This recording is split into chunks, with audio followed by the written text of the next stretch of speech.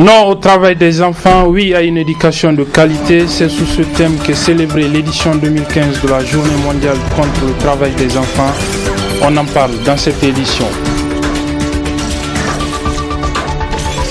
Et puis pour raison de calendrier, l'ambassade des États-Unis d'Amérique au Niger a célébré hier 11 mai l'édition 2015 de l'Independence Day qui est célébrée normalement le 4 juillet. Nous irons à la découverte de cette Independence Day dans cette édition. Mesdames, Messieurs, bonsoir et bienvenue dans cette session d'information sur la télévision Labari. L'opposition politique nigérienne, vous le savez, avait publié un document intitulé Livre blanc sur les institutions de la République avec comme premier tome sur la Cour constitutionnelle. Après la publication donc de ce premier tome, l'opposition politique a promis de publier le deuxième tome. Ce matin, les internautes ont découvert sur le site d'information nigérien Actu Niger la publication du deuxième tome de ce livre intitulé Institution de la République, la présidence de la République et le gouvernement. Dans l'après-midi, le porte-parole de l'opposition politique nigérienne, la RDR, M. Husseini Salatou, a tenu donc à démentir formellement cette publication du site nigérien Actu Niger. Husseini Salatou affirme donc que l'opposition politique n'est ni de près ni de loin associée à ce document. Je propose de l'écouter.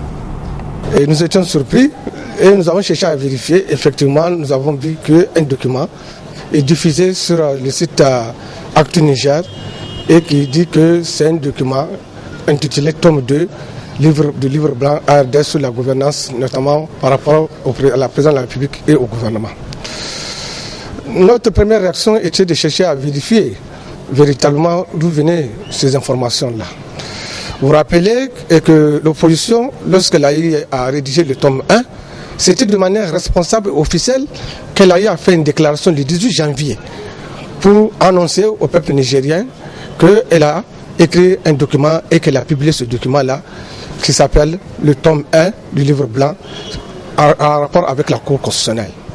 Et vous vous rappelez qu'à cause de ce document, beaucoup de leaders de l'ARDR, notamment votre serviteur, ont été interpellés au niveau de la justice parce que le gouvernement a estimé que c'est un jeu de discrédit. Et nous avons annoncé effectivement que nous allons faire sortir le tome 2. Mais voilà que des gens, des petits esprits malins, sortent un document et ils utilisent le label de l'ARDR pour endosser sur le dos de l'ARDR la responsabilité de ce document-là. Je pense que l'ARDR n'est pas une organisation clandestine. C'est une organisation qui est reconnue, l'opposition est reconnue. Et chaque fois que nous faisons nos activités, nous le faisons à visage découvert. Et nous sommes surpris lorsque nous avons vu ce document, du contenu de ce document, qui ne reflète pas la philosophie de l'ARDR, qui ne reflète pas la vision politique de l'ARDR. Et nous avons compris que c'est une somme de compilation, je dirais du coupé-collé, de l'ensemble de nos déclarations. Mais je me réjouis lorsque j'ai vu le document, qu'en réalité, on se rend compte que c'est des affaires qui sont connues de tous les Nigériens et que véritablement ce sont les tenants du pouvoir même ou leurs proches qui sont imbus de ces affaires et qui sont chagrinés. Aujourd'hui, ils veulent les dénoncer, mais comme ils ne peuvent pas sortir à visage découvert, ils utilisent l'image de l'ARDR pour diffuser ces éléments-là. J'ai dit que ce n'est pas responsable. L'ARDR a effectivement promis de sortir un tome 2. Et lorsque l'ARDR va sortir ce document, c'est à visage découvert, c'est par le canaux officiel que l'ARDR va sortir et faire la déclaration et annoncer le contenu de ce document et en assumer l'entière responsabilité. L'ARDR, naturellement, a décrit toute responsabilité par rapport à ce document. Voilà, c'était là donc le démenti de l'opposition politique nigérienne relativement à la publication ce matin sur un site d'information nigérien Actu Niger d'un document intitulé Livre blanc de l'ARDR sur les institutions de la République, le tome 2 consacré donc à la présidence de la République et au gouvernement. L'ARDR demande donc être l'auteur de ce document. Création d'un nouveau réseau qui a pour nom Réseau nigérien des associations et ONG pour des élections pacifiques et transparentes RENAO. Ce réseau se donne comme objectif de contribuer à la supervision donc des prochaines élections que notre pays s'apprête à organiser. On fait le point de la déclaration constitutive de ce réseau avec nos reporters Ali Sissé Ibrahim et Ibrahim Abdou. La pratique de la démocratie à des moments précis fait appel à des élections présidentielles, législatives ou communales. Cela afin de permettre au peuple de s'exprimer et de choisir librement les dirigeants qui doivent exercer le pouvoir d'État. Cependant, en Afrique, les périodes électorales sont source de conflits et le Niger n'est pas à l'abri d'éventuels conflits post-électoraux, ce qui a poussé à la création du réseau nigérien des associations et ONG pour des élections pacifiques et transparentes, dont les objectifs se déclinent comme suit. Sans être exhaustif, les objectifs du réseau s'articulent autour des thèmes forts suivants. 1. En période préélectorale, il consiste d'une part à assurer la vulgarisation des textes légaux en matière d'élection et de l'autre à la réalisation des campagnes populaires spécifiques d'information, de sensibilisation et d'éducation civique et électorale de la population en général et de la femme en particulier. 2. Pendant la période électorale, le réseau prend une part active et exerce sa mission de veille citoyenne au niveau de toutes les circonscriptions électorales en vue de certifier la transparence et la sincérité des scrutins dans la paix et l'équité. 3. En période post-électorale, le réseau procède à l'évaluation de tout le processus électoral en toute indépendance et se prononce sur la sincérité et la régularité des élections d'une part et de l'autre.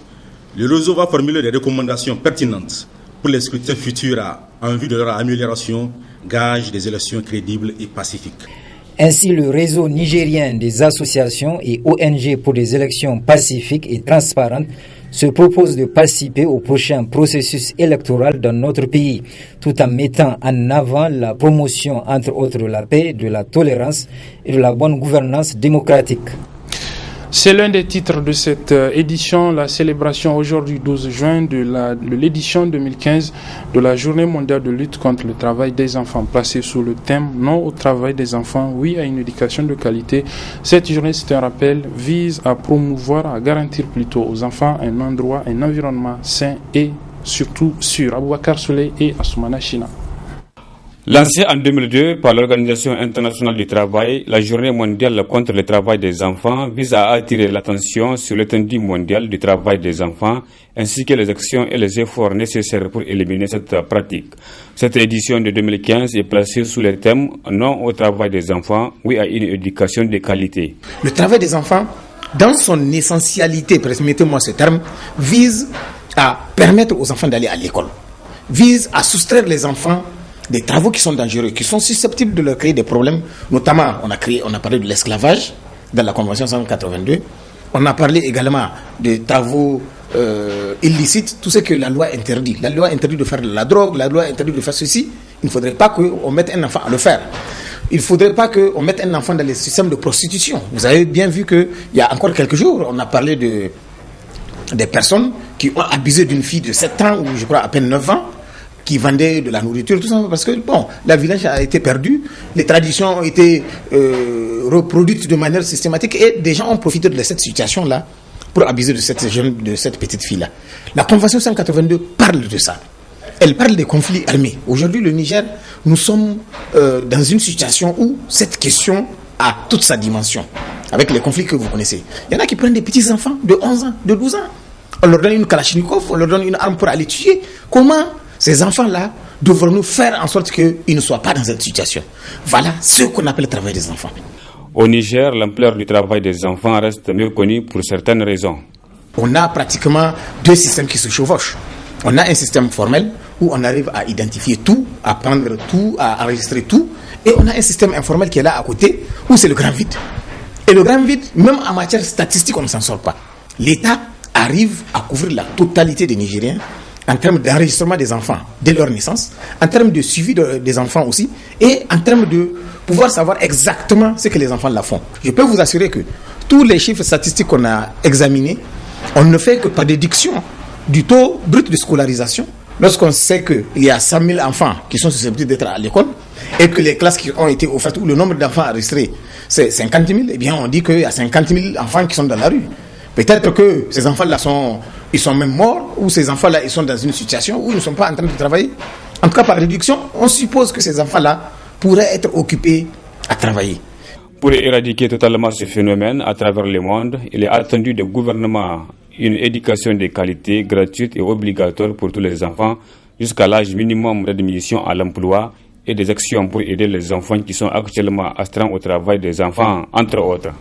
En lien toujours avec la célébration de cette journée, nous allons vous proposer un reportage sur des enfants qui travaillent pour chercher leur pitance quotidienne. Il s'agit de ces enfants qui passent de tas d'immondices à tas d'immondices à la recherche d'objets, surtout métalliques, qu'ils vont ensuite revendre sur les marchés. C'est un reportage signé Aboubakar Souley et Nafissa Adamou Sirfo. Ils sont jeunes, âgés entre 8 et 18 ans et mal vêtus. Ces enfants munis de tous leurs accessoires font le tour des tas d'immondices de la capitale à la quête de petits objets qu'ils vendent après afin d'avoir de quoi subvenir à leurs besoins.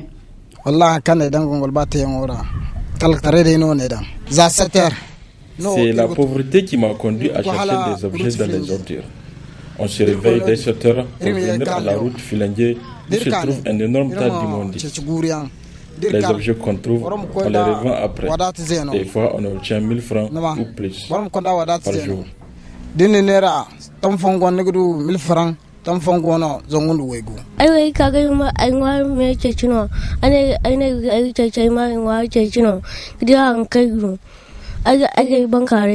Je suis à la recherche de quoi subvenir à mes besoins et ceux de ma famille. On trouve souvent des petites boîtes, des chaussures et autres qu'on revend à Katagou.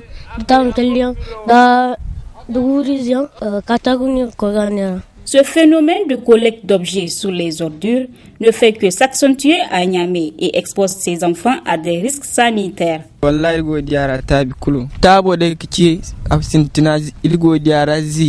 On souffre vraiment. Nous sommes tout le temps sales et tombons toujours malades. On demande au gouvernement de nous trouver un travail afin d'alléger nos souffrances.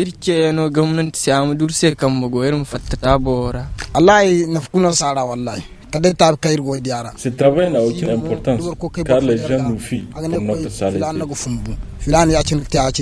Livrés à eux-mêmes sans protection familiale, ces enfants deviennent des sans-abri manquant du coup une éducation. À travers ces activités, ces enfants sont exposés à la violence physique et psychologique en même temps. Ainsi, cette question des enfants vivant ou travaillant dans la rue mérite d'être prise en compte en vue de leur faciliter une réinsertion familiale et un avenir meilleur. La date butoir pour le basculement de la télévision analogique au numérique est fixée au 17 juin prochain, c'est-à-dire dans quelques jours seulement. Le Niger est-il prêt pour ce rendez-vous? Qu'est-ce qui va changer au niveau des télévisions dans les foyers?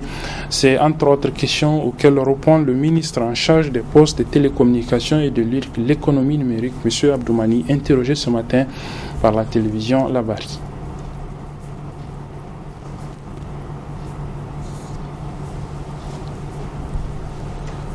Nous allons donc suivre un extrait d'un entretien que nous a accordé ce matin le ministre en charge des postes de télécommunications et de l'économie numérique relativement au basculement de la télévision plutôt analogique vers le numérique dont la date butoir est fixée au 17 juin prochain.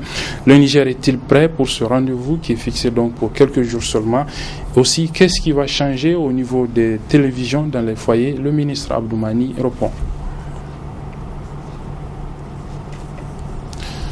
Nous avons visiblement quelques difficultés techniques avec cet élément. Nous allons certainement y revenir dans quelques instants dans cette édition. Le temps de vous faire suivre la célébration hier de la 239e édition de l'Independence Day des États-Unis d'Amérique. L'ambassade des États-Unis d'Amérique au Niger a célébré cette fête hier 11 juin au lieu du 4 juillet prochain. Vous le savez, le 4 juillet, ce sera en plein mois de Ramadan. C'est la raison principale avancée par l'ambassade des États-Unis pour fêter cette fête hier. C'était au cours donc d'une soirée que nous résument nos reporters Ibrahim Abdou et Michel Deji.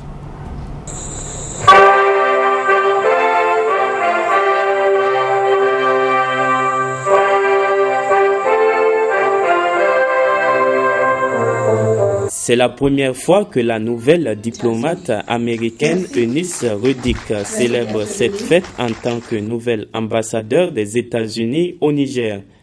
Occasion pour elle d'axer son intervention sur sa volonté a continué à œuvrer au cours de son mandat en faveur du renforcement des liens d'amitié et de coopération existants entre le Niger et les États-Unis d'Amérique, deux pays qui se préparent chacun activement à accueillir des élections en 2016. Selon nos constitutions et législations respectives, c'est le moment où les électeurs vont choisir leurs représentants et dirigeants à tous les niveaux de gouvernance.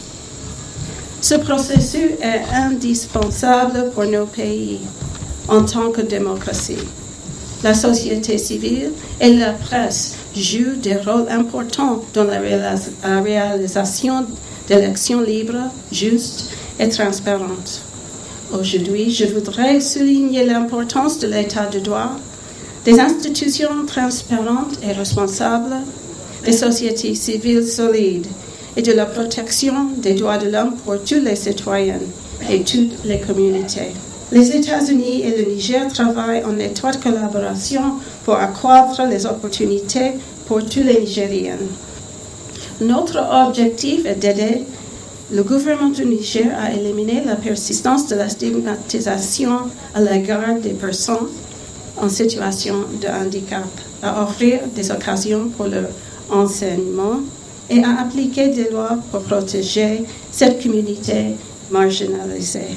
Cette soirée a également été marquée par des moments de retrouvailles et de partage sur l'héritage national du peuple américain. Il y a beaucoup de libertés que nous avons aux États-Unis et ça c'est quelque chose que nous voulons partager ici au Niger.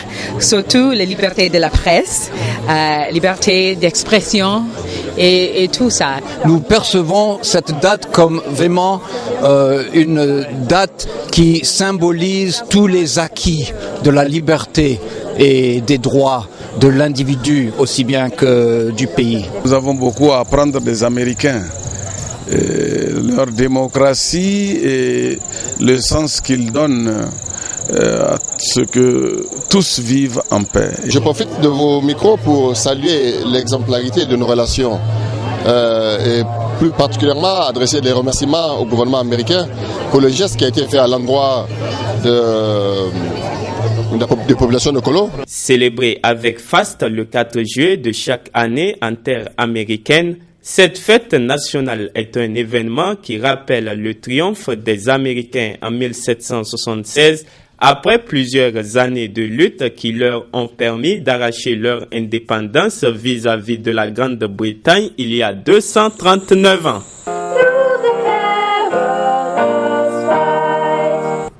Voilà, nous allons donc à présent vous faire suivre l'extrait de l'entretien qu'a accordé ce matin le ministre en charge des postes, des télécommunications et de l'économie numérique sur le basculement de la télévision analogique à la télévision numérique, dont la date butoir, je vous le disais, a été fixée au 17 juin prochain. Qu'est-ce qui va changer dans les télévisions au niveau des foyers? Et puis finalement, est-ce que le Niger est même prêt pour ce basculement? C'est entre autres questions auxquelles répond donc le ministre Abdou Mani. Je peux vous dire que l'émetteur qui va diffuser ou qui va émettre la télévision numérique terrestre pour couvrir l'ensemble de la communauté urbaine de Niamey est installé et est en service. Nous sommes en train d'installer aujourd'hui même l'émetteur de la ville de Zander. Demain, ça sera probablement, enfin pas probablement, ça sera l'émetteur de la ville de Dosso. Après, on va installer la ville de Maradi. Interviendra la ville de Tilaberi. Je parle de ville, le chef-lieu de région.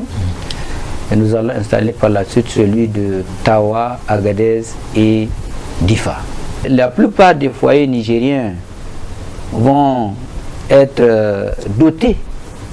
Et enfin, là, ils verront des images de qualité, ils verront des sons de qualité, mais aussi les foyers, par exemple, de l'intérieur du pays, qui actuellement sont condamnés à regarder que la télévision nationale et la télévision Dounia, eh bien, auront le choix désormais entre les 12 chaînes de télévision que les gens de Niamey regardent. Vous êtes la radio, la télévision Labari. Désormais, avec la TNT, vous allez être vu aux États-Unis. Vous allez être vu sur l'ensemble du territoire national. Ce qui va élargir votre taux d'écoute. Il n'est pas dit que dès que la TNT voit le jour, les consommateurs nigériens vont jeter leur téléviseur. Non, c'est pas comme ça. Et vous aussi, vous allez arrêter votre émission analogique pour directement. Non, mais vous n'avez pas les moyens pour l'instant. Donc il faut aller doucement. Il y aura un bouquet composé de 12 chaînes nationales et de quelques chaînes internationales qui seront postées sur cette fréquence-là. Et les Nigériens vont pouvoir les visionner. Voilà, le ministre Abdoumani s'est aussi prononcé sur le message envoyé depuis 2 jours aux abonnés par les différents opérateurs de la téléphonie mobile pour leur faire comprendre qu'à la suite d'une loi votée par le gouvernement nigérien, ils ne sont plus en mesure de leur offrir le traditionnel bonus. Le ministre Abdoumani a tenu à démentir cette information. Je vous propose de l'écouter. On ne peut pas et on ne peut même pas imaginer au Niger d'interdire le bonus. Ce n'est pas possible. Certes, il y a une loi qui a été votée à l'Assemblée nationale, mais peut-être c'est la loi qui est mal interprétée et nous sommes en train de prendre un arrêté, un décret pour pouvoir clarifier le sens de cette loi-là. De quoi s'agit-il? Le Niger s'est doté d'une machine de contrôle il y a à peu près 1 an de cela et qui marche très bien. Avant l'avènement de cette machine-là, on naviguait à vue. C'est-à-dire, les opérateurs nous déclarent ce qui bon leur semble. Parce qu'on n'a aucun moyen technique et juridique de contrôler. Si nous disent j'ai fait 1 milliard, on dit d'accord, c'est 1 milliard. On n'a aucun moyen pour contrôler. Donc nous sommes à la merci de ces opérateurs-là. Vous comprenez? Mais face à cette situation, nous avons dit qu'on va installer une machine de contrôle. Et après 7 mois d'activité, cette machine a fait des révélations. Elle nous a dit que durant les 7 mois, RTL Niger a fait 98 milliards de chiffre d'affaires. Et parallèlement, RTL a déclaré 35 milliards, soit 63 milliards non déclarés. Orange, la machine nous a dit Orange a fait un chiffre d'affaires de 45 milliards, ils ont déclaré 9 milliards, soit 33 milliards non déclarés. Quand vous mettez les deux sociétés ensemble, nous avons à peu près 100 et quelques milliards non déclarés. Mais quelque chose qui n'est pas déclaré, l'État ne peut pas prendre la TVA là-dessus. Parce qu'il faut qu'il déclare pour que nous on prenne la TVA. Les 100 et quelques milliards, quand nous les avons mis avec le régulateur pour pouvoir expliquer les raisons de cette non-déclaration, ils nous ont fait savoir qu'ils ont fait du bonus avec ça là. Mais quand même, on ne peut pas, je ne sais pas quelle activité commerciale on peut mener pour faire un bonus de 100 et quelques milliards en 7 mois. Mais quels sont ces Nigériens là qui ont téléphoné 100 milliards en bonus? Ils sont où? Nous sommes quand même 18 millions de Nigériens. Le groupe Benalia, spécialisé dans la vente de matériel électrique, mais aussi de matériel de froid et outillage, a procédé cet après-midi à la présentation des appareils d'un de ses partenaires, en l'occurrence la société espagnole Artesa. La cérémonie s'est déroulée en présence des responsables Afrique, Moyen-Orient de la multinationale Artesa, comme le rapportent Ibrahim Abdou et Adamou Soumana. La présente rencontre qui réunit autour du président directeur général du groupe Benalia ses différents partenaires vise à leur présenter un des meilleurs spécialistes des panneaux solaires, la multinationale Artesa. Cette société dont Benalia constitue la représentation au Niger propose aux Nigériens une solution solaire hybride pour leurs problèmes énergétiques. L'énergie solaire hybride, dans hybride, il y a au moins deux sources. La source solaire et la source secteur ou carrément groupe électrogène. Donc si on prend un système hybride, il est composé d'une arrivée pour les particuliers Nigelec. Et cette arrivée Nigelec, elle est utilisée et en même temps, elle charge les accumulateurs. Et en cas de coupure, automatiquement le système il bascule sur les batteries en fonction de l'autonomie du client et il a 2 ou 3 ou 4 heures ou plus ce qu'il veut. Et la partie hybride, on fait de l'injection solaire. Donc à ces systèmes, on ajoute quelques panneaux supplémentaires qui ajoutent de l'énergie et augmentant ainsi l'autonomie chez le client. Si on prend aujourd'hui ce qui coûte l'énergie pour les entreprises en cas de coupure, le carburant sans tenir compte de tout ce qu'il y a comme désagréments, des pertes de temps, l'économie elle perd. Donc nous au niveau de Benalia, les solutions que nous avons, Nous avons des solutions qu'on vient de présenter hybrides qui vont permettre, en cas de coupure, que ça ne coûte pratiquement rien, 0 francs en cas de coupure, parce que la partie hybride qui prend le relais, c'est des accumulateurs. Prenant la parole à son tour, le responsable ATERSA Afrique et Moyen-Orient pense que le Niger dispose d'énormes potentialités en énergie solaire. Il y a beaucoup à faire ici, beaucoup. Et Niger, c'est un pays qui a une irradiation excellente. C'est la meilleure irradiation dans l'Afrique. Donc, soleil, irradiation et beaucoup d'affaires pour faire. Ça il doit sortir beaucoup de marchés, il doit faire beaucoup de choses ici, n'est-ce pas? Mais à Burkina Faso, actuellement, il y a un projet que nous avons postulé de 30 mégas, et c'est un projet financé pour les fonds européens. Et l'objectif, c'est aider les réseaux de Burkina Faso pour éviter les coûts. Mais avec 30 mégas, il faut installer minimum 300 mégas. 30 mégas, c'est un petit aide dans les réseaux, mais il requiert beaucoup de mégas pour faire fonctionner bien les réseaux électriques. Avis alors aux entreprises nigériennes pour se doter de ces appareils constituant une solution aux récurrentes coupures d'énergie électrique. Le groupe Benalia, la force des réseaux intelligents. Voilà, et c'est sur ce que se referme cette édition, mesdames, messieurs. Merci d'avoir suivi. Merci également aux équipes techniques et rédactionnelles qui m'ont aidé à vous la présenter. Les programmes se poursuivent sur la télévision La Barre.